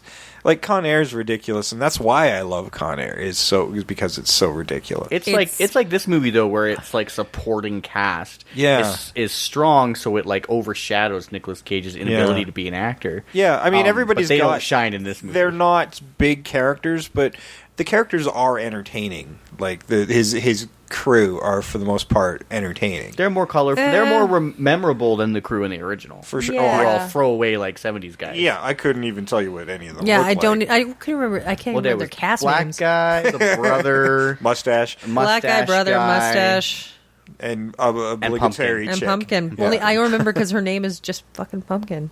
Yeah, which is awesome. Pumpkin. fucking pumpkin. And no one Fucking no one Pumpkin. cracks, hey? You're like a whole movie full of like your friends and family and you name your character Pumpkin and no one cracks a smile once. I know, right? There's a lot of restraint. Like, was that a normal thing in the 70s? And I don't think know. I that they don't had a lot know. of money for like takes, right? Like I have a feeling that every shot we got was like The first shot. right? we got it. Moving That's on. why I figured there's so much ADR over top of people whose mouths aren't moving, but it's supposed to be their dialogue. Yeah, they probably froze up and they're like, "Meh, fuck it, we'll fix it in post." Yeah. Wait, we don't know how to do that. We'll fix it in post. The new movie's really racist, which I think is hilarious. There's like the black gang, which is super racist, atypical, stereotypical black gang. It was There's- pretty racist in the first one too. It was. Oh, yeah. There's the Spanish gang that's like super stereotype. That one was bad. There's, mini black gangster guy, Mirror Man, who's Oh, over yeah. the top racial stereotype gangster. Master P. But let's not forget He was the retarded. greatest racial stereotype in this movie is the guy who isn't Bernie Mac has his new life as a driving instructor, and they hired like the worst Asian actress in the world to Yeah. play the worst driver in the world, and she's a recurring character. And it's like, hey, remember how Asian women are terrible drivers? Oh yeah. Don't you remember that? We're going to go back to it Tell 3 you times. again. We're going to remind you that they're terrible. By the way, they're terrible. No Asians in the crew. Just saying. No. They hire Jet Li in the Expendables to kick Yeah. a dude in the face, but Jet Li doesn't steal any cars either. Hey, Fast and the Furious, you have Han Solo. Is there an Asian guy in Fast and the Furious? They don't Han. steal cars in that. Do they steal cars in that movie? I haven't watched They it don't, since but they first drive Well, to yeah, beat Han. hell, and Han is great. Han's a great driver. Han is my actually. He's a favorite. very good driver. I mean, you had a whole movie set in Tokyo, so one. Oh, I didn't see that one. yeah. Well, I watched like the first one. nobody. You look at the numbers. Nobody saw did. Tokyo Drift. Which was the one where everyone's favorite masculine Spanish actress, Michelle Rodriguez, she gets killed in which one? Three? No, three's No, it's Tokyo, three. Three's Tokyo Oh, Drift. 4. So it'd be 4. She gets killed in 4. Yeah, Oh, I thought she could that's Fast and Furious. No, because the first one is like everybody. Second one, Paul Walker's the only one there, but they've added Tyrese and Ludacris. 3 is Tokyo Drift. Yeah, because that's and then what- 4 they get everybody 4's back. Fast and Furious, and that's the one that, that's what Where motivates. is the drug cartel in Mexico? Yeah, that's the one that I haven't seen that far, motivates Vin Diesel. So, I've only seen the first, I guess. oh, I'd love to do a whole Fast and Furious thing, even though there's no remakes there. But We'll just I've talk seen about all. them. The sequels, remakes? Find out next time. Oh yeah. No, they are not. to be continued on the next be episode continued. of Invasion of the Remake. So yeah, no, like the racist stereotypes were very your strong in this face. movie. Actually, because I hadn't seen this movie since the theater, I forgot who was in it and in what capacity. And then when he goes to see Angelina Jolie, her voice just reminded me of Michelle Rodriguez, and because it's that right time period and right kind of movie, yeah. when she was under the car as a mechanic, I just totally expected Michelle Rodriguez to pop out. And she would have been, she would have totally role. felt at home. And Nicolas Cage has been tied in the past to Fast and the Furious. They've approached him, and he turned them down for this last one, but I think they're still I'm hoping he interested. comes the next and one. He's done quite a few. Like, I mean, Drive Angry, and I guess you could throw Drive the Angry. shitty, How insane was that? I guess you could throw the shitty Ghost Rider movies in there too. Yeah. That's a motorcycle. There's more than one. Oh my god! Well, Drive Angry. there's two. Drive Angry was Ghost Rider done well. Drive Angry was an interesting experiment. He's done three I Ghost still don't know Rider what I think of movies. it. Two of them that were called Ghost Rider sucked, and then the one that wasn't was actually pretty entertaining. Yeah. Steal Stuff in Bangkok Dangerous. I never saw that movie. Oh, I haven't seen that one either. I have seen Bangkok Dangerous, and he's- honestly, I don't remember a lot about it. There's another one where he's like a Russian gangster. It's fun. He's done a lot of stuff that's. We could probably do a Nicolas Cage podcast. I think we probably could. But anyway, I'm sure he's done some more remakes, so we'll revisit. We know he's done more remakes because I can't wait to do Wicker Man. Oh, God. But we'll space out the Cage. Back to this one. Yes. Back to this one. Yeah, I don't know. I found having more of a plot in the remake was nicer, but like I say, it's too over the top in certain ways. Like, it's not good. Like, they threw everything at this thing. They're like, we're gonna throw all these actors at it. They're really good actors, and we're gonna throw all these cars at it. We're gonna throw all this action at it, and it's still not quite deliberately working. Yeah, and it's unfortunate that some of the stuff watches really flat with the dialogue, but I mean, I'm not expecting Oscars or whatever. I think it should be deliberately over the top, given the original film. But oh man, some of the awkward deliveries, and it just I don't know. What do you? Oh yes, the worst line. What do you think is more exciting, having sex or stealing cars? You think that's the worst line? I think that's the worst line. Give me Memphis or give me Kip. It doesn't matter. When it rains, it pours. That is the worst line. Oh, no. Delivered by Chris Eccleston. Two That's Rogers not the don't worst make line. it right. Two Rogers don't Right? make it right. That whole scene was painful. That whole scene was painful. But I felt that whole scene was like, okay, we was gotta on give Nick one day. We'll give yeah, just like Nick. We gotta calm Nick down. So let's give Nick a day that scene where was Nick ape can shit. do this. it was totally. All I see is like, found out there's too many people in this town with too much bloody money. Yeah. Yeah, Eccleston, who is a fairly capable actor, although he's in some pretty bad movies too. He's also in some really great movies. Yeah, Oh, yeah. I mean, I loved him as Doctor Who, and 28 Days Later yeah. is fantastic. Shallow And he's Grave great. from And 1994 Shallow is Grave is awesome. amazing. Oh, his greatest role is Malekith and But Thor. but Kills the Dark Side. Destro, not so much. Yeah, Destro. Oh yeah, Destro. You know, Two major comic book villains, eh? he after his Doctor Who stint, there was definitely some awkwardness in his career for a little bit. His guest appearances on Heroes was also pretty terrible, but Oh yeah, he was in that for like 5 episodes. I was thinking, because I was setting up for it earlier in the podcast, and then I got sidetracked with all the craziness, and then you were starting to set up it just now, and you didn't. But you're probably thinking what I'm thinking, and probably Trish is thinking that maybe the terrible dialogue delivery is an homage to the original. Yeah. Maybe they're doing it on purpose. I do get the feeling that there's probably a little bit of, if not a lot Yeah. of purpose to it. Because there's a lot of nods. Like, I was Yeah. impressed that they fit a lot in. There are, yeah, absolutely. I mean, Eleanor's were both at the same building. I know sorry? you're saying there's a lot of nods. There's a lot to fit in. There's not a lot to fit in, but they're just the 5 major nods you have but to they're doing do. it. yeah, They had to do. You're right. But The two Eleanors in the original and in this are both in an underground parkade at the International Towers. That's right. Yeah. So that's like a direct nod. Yeah, that's sure. cool. That's cool. Yeah, actually, there are for not having much. I wish they would have had the funky The umbrella water lady. heater. Oh, the water heater. The water heater. I don't know. That was awesome. Nah, black lights. Well, are it's cooler, I not. guess. They just Yeah. didn't have something to hide. Like I say, like he's just they're straight up criminals this time. Yeah, they are. Yeah, I mean, with a slight conscience, they're not. It's all about the job and protecting, the kid, Yeah. Kip. But Gotta forget Kip. Yeah. Kip's kind of a douche. But at the end of the Kip's day, an idiot. At the end of the day, I'm like, I kept reminding myself, but they're all thieves. Like they're all bad guys.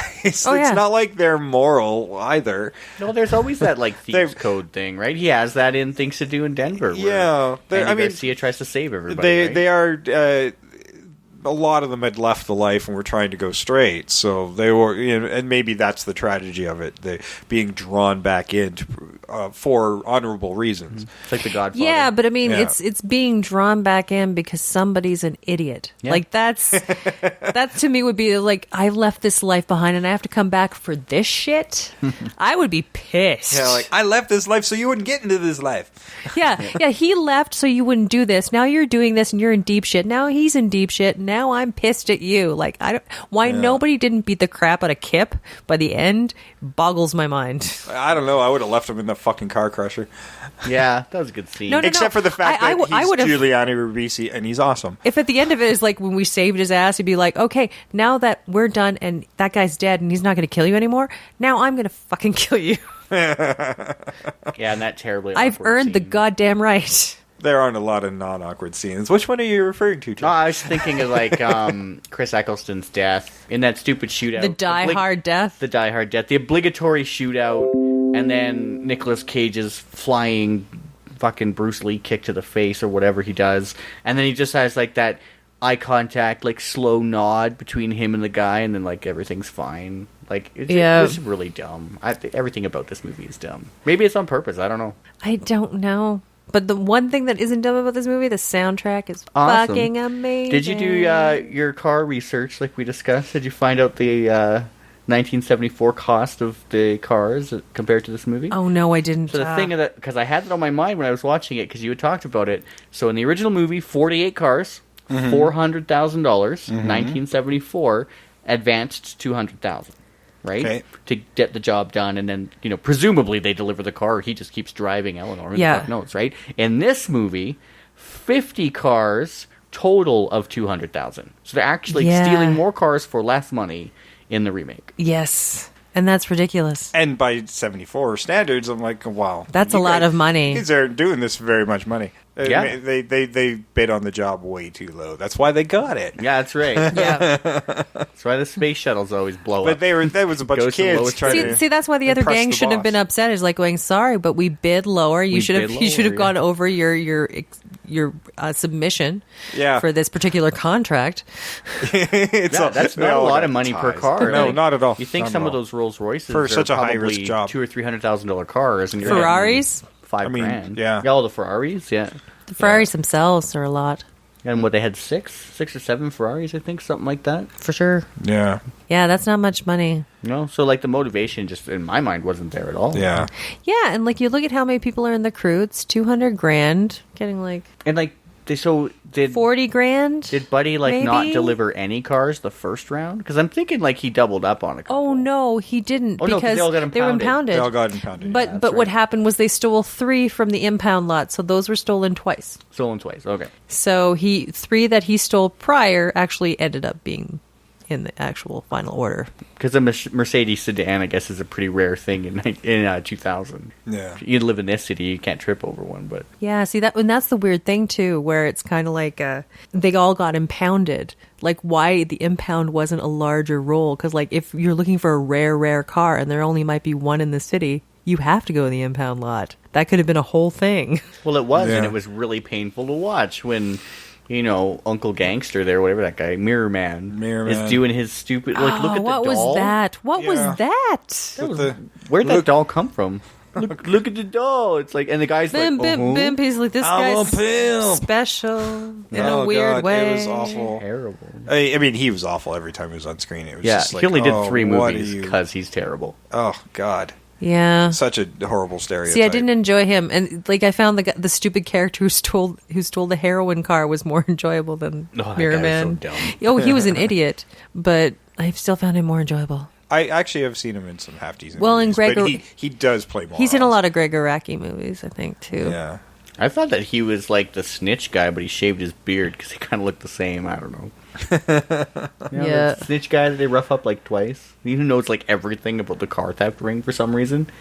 Oh, yeah. Bodie Elfman, I think it is. I can't even remember. Like Danny Elfman's brother or something like that. Really? So he was in Oingo Boingo? I think. Yeah, and then there's Ari Gross, who's like the Mercedes guy who gets caught and really oversells, like, you guys have to leave me alone. Blah, blah, blah. Everything's oversold in this movie. Everything.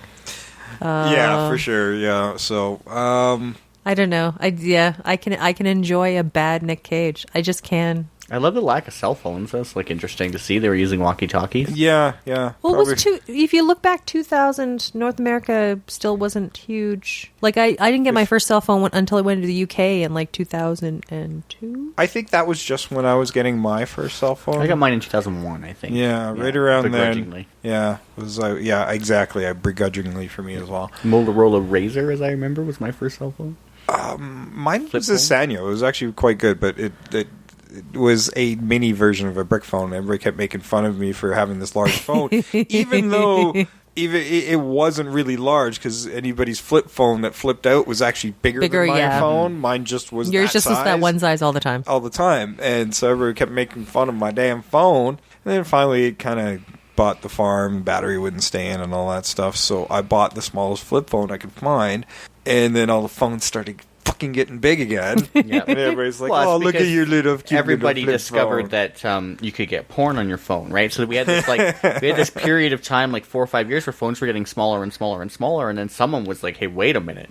I can look at tits on this thing, and then now you get like those phones that are like giant tablets. They're like a you tablet. can Why surf just on get a those fucking tablet? things. Why have a phone at that Yeah. point? If you have to hold it with both hands, it's not a goddamn I thought phone. it was interesting to see, especially because like 6 years later, and we talked about this on our Wes Craven retrospective, which if you haven't listened to, Please go back and please watch go back it. and listen Listen to to it. it. But I talk a little bit about Pulse, which is 6 years after this movie, and fucking everybody has a cell phone, right? Yeah. And that's like, so it's interesting to see that progression. So when somebody like, what are they called? What's the millennials? Is that like the teenagers? Yeah, now? I think what so. are them teenagers called now? But they I stopped paying attention after Generation Y. Yeah, so Yeah. I wonder, like, going back to a movie like that, if they would notice that. I don't. Yeah, maybe.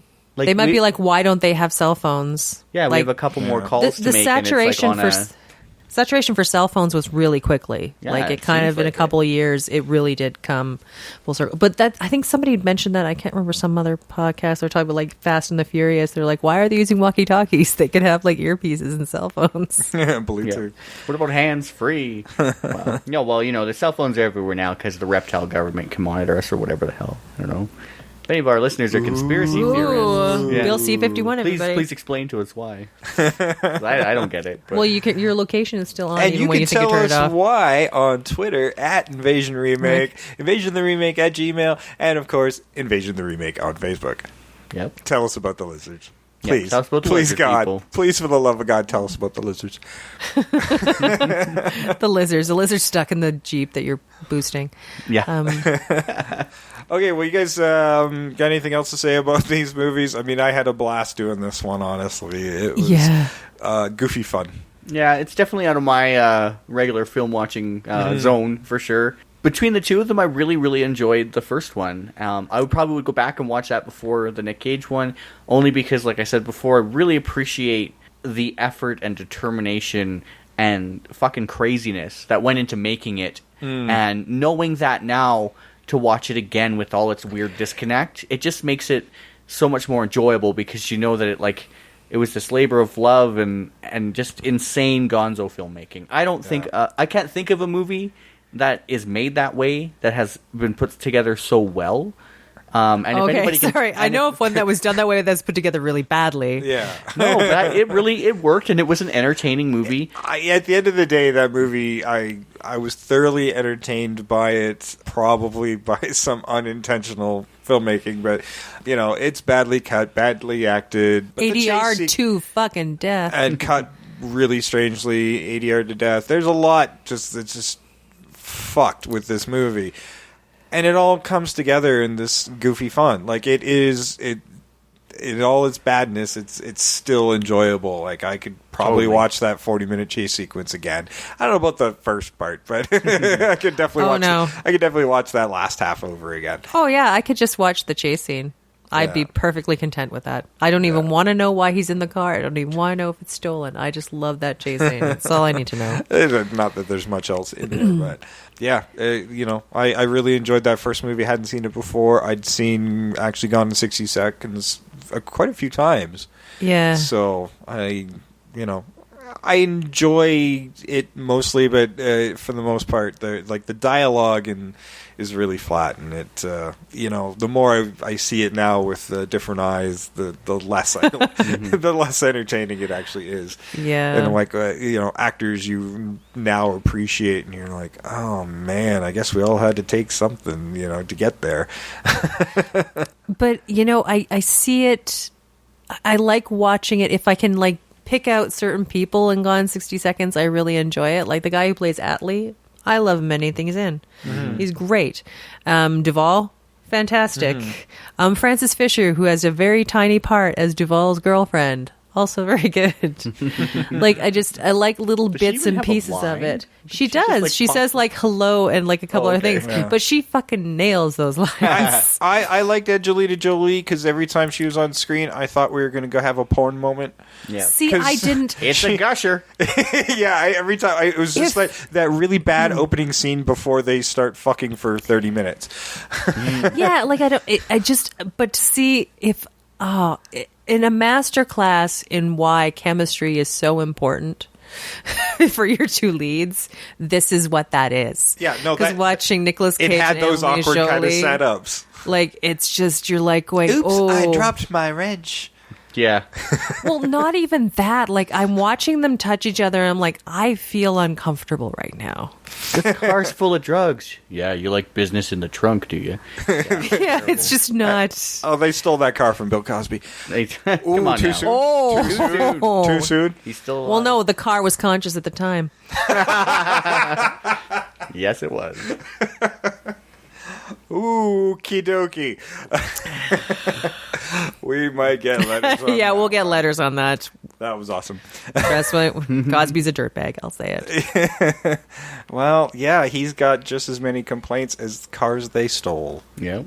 Anyway. Actually, yeah, more. It's not about Cosby, so no. At least Cosby raped more women than cars were stolen in this movie, guys. Anyway. All right.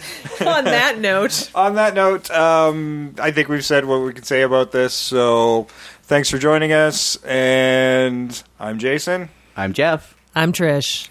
And we are out of here. We are gone in 60 seconds. God, baby.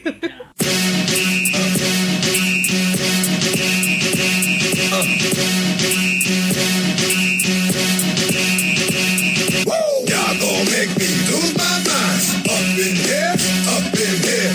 Y'all gon' make me go all out. Up in here, up in here. Y'all gon' make me act a fool. Up in here, up in here. Y'all gon' make me lose my cool. Up in here, up in here. I got to bring it to you cowards, then it's gonna be quick. I know your man's have been to jail before. Suck my dick and all them other cats you run with. Get done with, done quick. I fuck you going, poke the dog on some bum shit. They go to gun click. Now I'm one shit all over some dumb shit. Ain't that some shit?